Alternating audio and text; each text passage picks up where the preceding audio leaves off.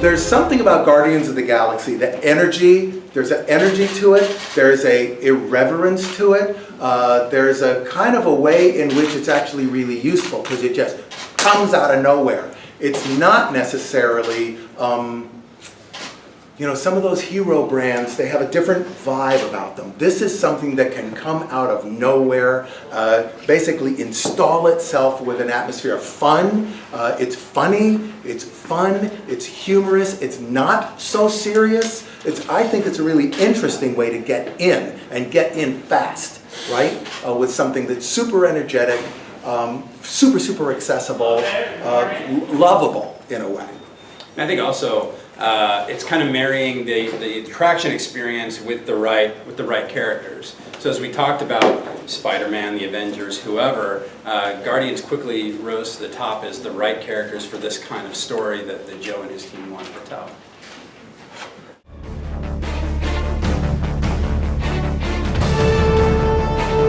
Actually, there's no challenges at all.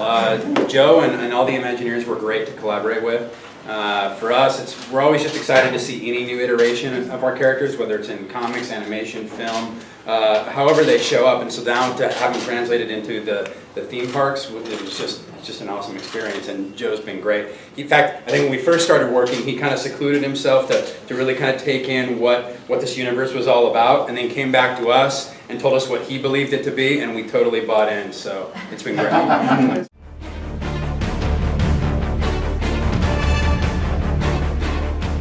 I think bringing James on early on in the process was great because the Guardians, he has a very unique voice for all the characters. Obviously, you see that throughout the films and throughout the ride, and I think the partnership that he had with Joe and the WDI team and the Imagineers was awesome, and sort of trying to mix those two worlds between parks and the Guardians and James's vision for what he did for the film was a really fun collaboration.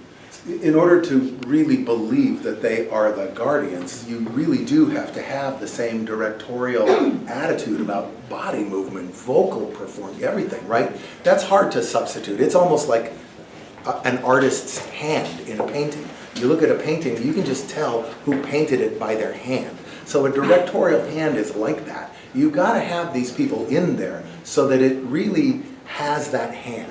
And so the action that you see, the performance that you see, all of that goes back to Gunn and his way of working with the cast to get the Guardians to be the Guardians.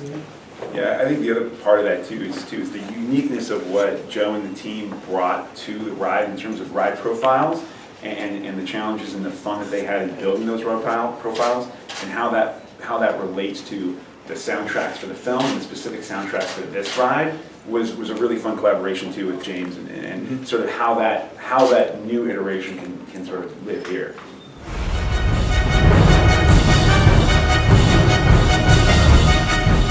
I wasn't lucky enough to be in Atlanta when they pitched it to them, but I know that from what I heard that most of them were like this. Like most of the cast of our films are huge fans of the parks and could probably tell you a lot more about them than most. But the reaction was awesome. Obviously, like you're forever enshrined in the Disney park is pretty amazing in and of itself. But I know Joe got to be down there with them and work with them on it and a bunch of other. Well, not only they were, of course, very gracious to take time out of their production schedule to do it, right? Because they're busy people, but super excited, super enthusiastic. They put everything into this. We're down there, we're filming. It's a different style of performance as well, because remember, there are no close-ups, there are no cutaways. It's almost more like a big stage performance. It's bigger, it's broader, it's more active.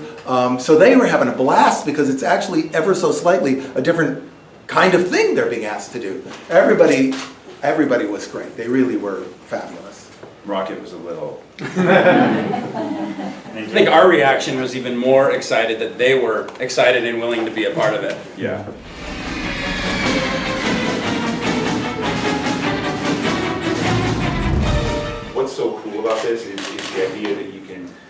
take all the fun stuff that's going on across the universe, from all the different lines of business, from the films and everything, and bring it to this in a way, but in a cool new way, and in a totally new experience. I mean, it's a whole new story. I mean, the idea that you have the collector and you have and all these other characters that have shown up in Volume 1 and Volume 2 and in other portions of other films and other things that go on across the Marvel Universe, it's a whole story unto itself. But I think what's fun about that too is the crossover that you get from film to film, the Easter eggs you see in the lobby, the idea that those Easter eggs can be refreshed and renewed with all new stuff, keeps the story fresh and new, and keeps the story totally on its own plane, which is cool. And it is distinctly meant to be its own universe. The dimensional universe will grow and expand, and there are elements in there that will relate to a dimensional universe. We really trying to not simply reflect on an existing narrative, but to extend narrative and expand it.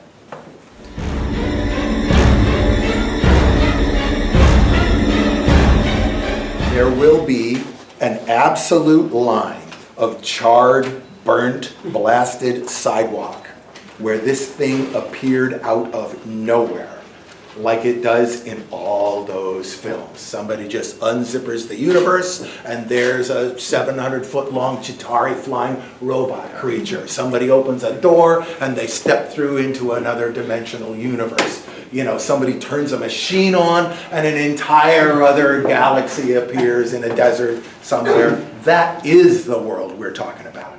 It is a world where marvels appear out of nowhere in our world. So our indication will be this burnt absolute line in which you literally can stand in two worlds in a moment. This old familiar world you know, and a world made completely new by the appearance out of nowhere of a marvelous object. And when Joe says nowhere, that's K-N-O-W. Sorry.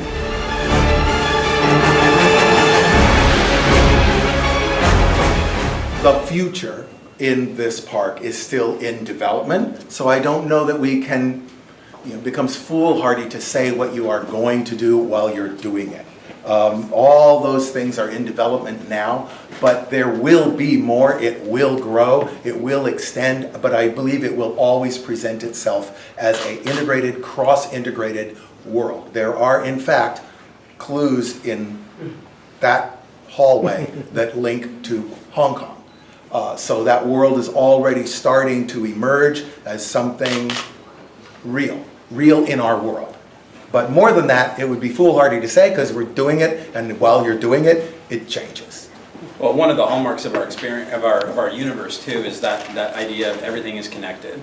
That they've established in the cinematic universe, and Joe mentioned Hong Kong, also on the Disney cruise ships. It's all kind of connected, so there are clues everywhere about how this dimensional universe comes together.